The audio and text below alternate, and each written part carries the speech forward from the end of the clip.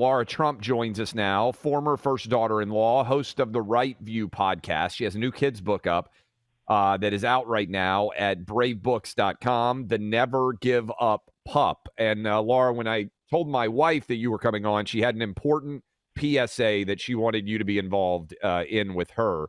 Her name is also Lara Travis. She says that as a person who lives in Tennessee, no one can get her name right. They all think that her name is Laura. And so she wanted me to ask you, is this something that you have dealt with for your entire life in North Carolina as well? And can you make a public announcement that there's a difference between the two names? Yeah, this is important. This is big stuff. We're breaking news. We're making news here. Her name is Lara, the same as mine. That's amazing. Correct. She was named after Dr. Zhivago. Wow. Her mom loved the movie. Is that you too? The movie, the book, yeah, but it's from the 60s, so literally no one around knows anything about it. We sound crazy talking about that we were named after Dr. Zhivago. It's Lara, and the best part is if you listen to the 45th President of the United States, Donald Trump, pronounce my name, of course, my father-in-law. He really has had to work himself into it over the years. I've known him for 16 years. Yes. You'll hear that he puts a lot of emphasis on the first day. He goes, Lara. So he's really nailed it. I'm going to encourage everyone out there, for my sake and your wife's sake, to go ahead and take a page out of President Trump's playbook when you're pronouncing our names. That's the right way. No doubt. And also Lara Croft Tomb Raider if you're younger, which is what my wife sometimes will reference. So I thought that was important. You've all learned a lesson that'll help me. I was nervous when I started dating my wife that I was going to screw up her name too. So I appreciate former President Trump dealing with that as well. All right. Tell us about this book and what made you want to write it. I believe you have 2 kids. I bet reading a lot of kids' books to get your kids ready for bed, among other things, was part of the prompting. But what exactly is the book, and why did you want to write it? Yeah, well, I partnered with Brave Books, and everybody who's heard of Brave Books knows what a great job they do. They basically are a faith-based, book company who wants to teach morals to our kids, who wants to make a safe space where every parent can feel comfortable letting their kids read their books and really getting immersed in the books. It feels like everywhere you turn these days, wokeness infiltrates everything.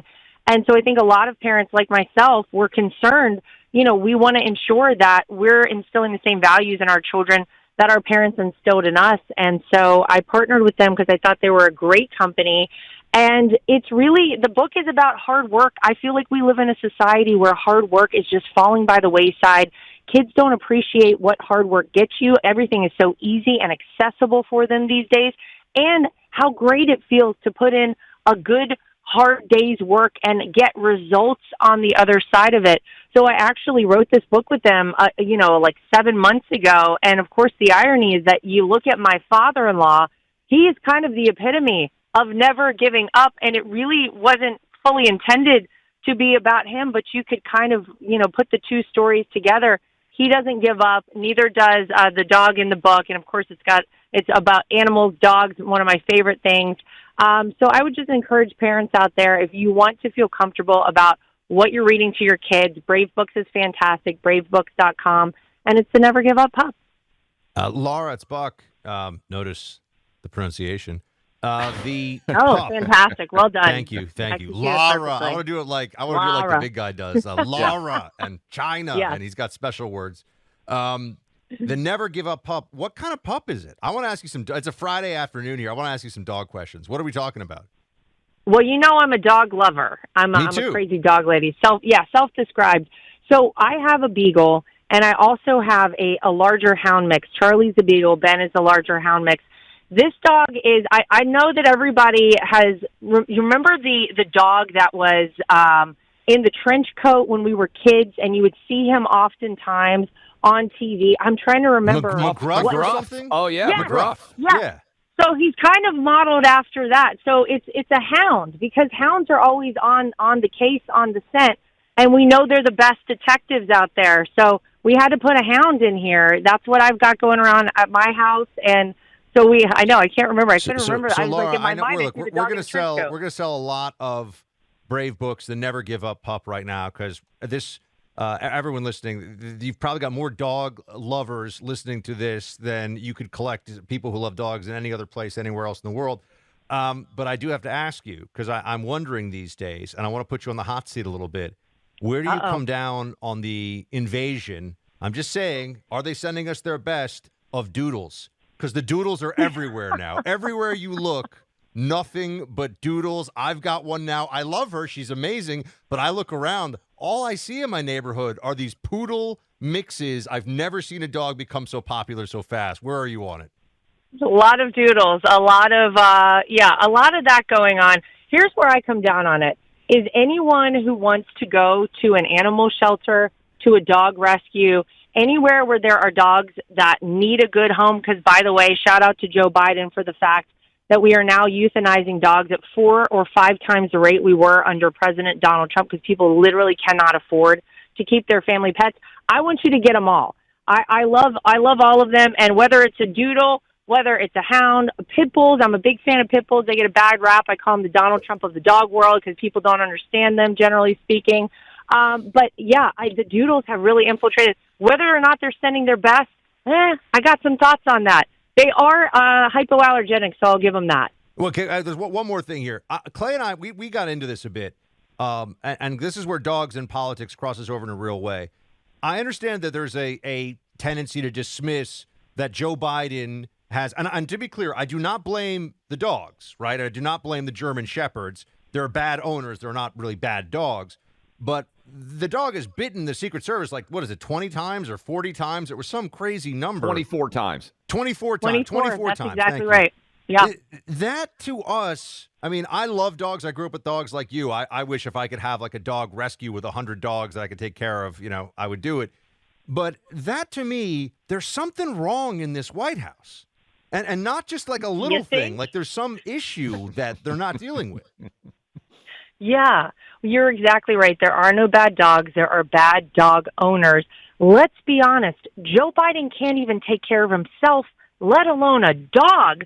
You got Major, who they had to get rid of. We don't know exactly where Major is. I feel like they gave us the old, he went with the family. That's the old line you tell people whenever something else happens to these dogs.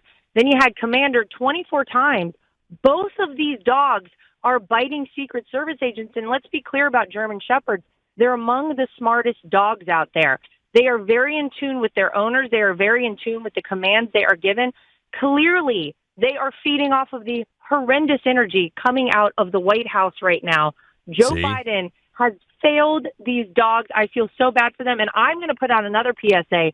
Wherever Major and Commander are, God bless them. I feel horribly for them. I'm going to go ahead and say that at the Trump household, we'll take them because I think they would do great with my gang. We already got 3. Might as well make it 5. You guys rehabbing Biden's mistreated dogs, I would just say, would be a metaphor on so many levels for the country right now. Exactly. Clay, sorry, you're up next. Yeah, no, Laura, you are obviously, I'm sure, it's been crazy to be the daughter-in-law of the President of the United States and find yourself drawn into so many of the controversies. As we get ready for 24, there's talk about you with the RNC. I know you got 2 young kids. You got the book that's coming out. What, in your mind, is the most effective thing you could do to help Donald Trump return to the White House? And what are you trying to do from a political perspective to make that happen? Well, I hope as of end of next week, I will become the co-chair of the RNC. There is a vote that will take place next week on that. And listen, we have to realize that we haven't been playing the game the right way against the Democrats. If we want to win elections, we have to play chess, not checkers. And unfortunately, that's what we've been doing in large part as Republicans, as this party. If I am elected as co-chair of the RNC, I can tell you we are going to have things that you've never seen happen, like legal ballot harvesting across this country. We have to encourage people, although we wish there was one day of voting and we had paper ballots and voter ID everywhere. We don't have that right now. We have early voting and mail-in voting. We got to bank so many votes heading into November 5th of this year that we're not playing catch-up on Election Day. We want to encourage everyone to go vote early. We want to make sure that come Election Day, we don't just have people standing in polling locations. We will have trained poll watchers and lawyers in all of these locations across the country so that they can actually physically count ballots that are received and the ballots that are going out, and those numbers have to match. We're going to have to play this a little differently. It is time we start winning again. I can guarantee you that is the plan. If I'm elected co-chair of the RNC, winning from top to bottom of the ticket, Donald Trump, 47th president, expand our lead in the House and take back the Senate. That's the big plan. Laura, Buck and I were at Mar-a-Lago in November. We've had Trump on the show, your father-in-law, a bunch. And so we see him behind the scenes. And we talked about this. After we finished the most recent interview, he insisted that we had to take Mar-a-Lago milkshakes with us for our drive because they were so good. Our wives were there, too. They were good, by the way. They were very good, by the way. But They're I the would best, only the best. Only the best. That's right. I would imagine as the daughter-in-law, and now you've got grandchildren of President Trump, that when you hear him attacked as Hitler or the most evil man on the planet, and then you contrast it with your own personal relationship with him, that's one of the most staggering things. But I bet when he's the grandfather of your children, those things probably strike even differently. Right? I mean, it has to inspire you to want to get more involved when you see someone who you know is a pretty nice guy and pretty easygoing, attacked as if he's the worst human being who's ever lived. Yeah, I mean, and that's sadly an understatement. It's incredible to see. Yeah, of course it's personal. This is my family. As you just pointed out, this is my children's grandfather. And to know him as I have for 16 years, believe me, I know the heart of this man, and I know who he truly is, but it's all the more reason that I think this fight is so important, because it's so much bigger than all of us. Obviously, none of us like the lies that are spread about him and the rest of us out there, but this really is about saving the country for the next generation and for making sure they get to grow up in the same America that we all got to grow up in. I think he understands, and he's understood for a long time, that he really is the only person who can do the job that needs to be done, that he doesn't care what they say about him. He doesn't care that they try and ultimately destroy him. Look at what they're doing to his life's work, his business. They try to take down his family at every turn, and any collateral damage of any person who has any association with him. But I think that's why he understands this fight is so important, and it's why it's so important to me and the rest of our family. If we do not ensure that Donald Trump is the 47th president, I honestly don't know what kind of country we have on the other side of it. If the things that they have done to this one man are allowed to stand and they're successful in their attempts to interfere in an election in the way that they have, we really don't have the same country left to our kids. So it's vitally important to me, vitally important to the rest of the family. And I give my father-in-law so much credit. No other person would be standing, and not just standing, but fighting and looking forward and ready to take on whatever they throw his way.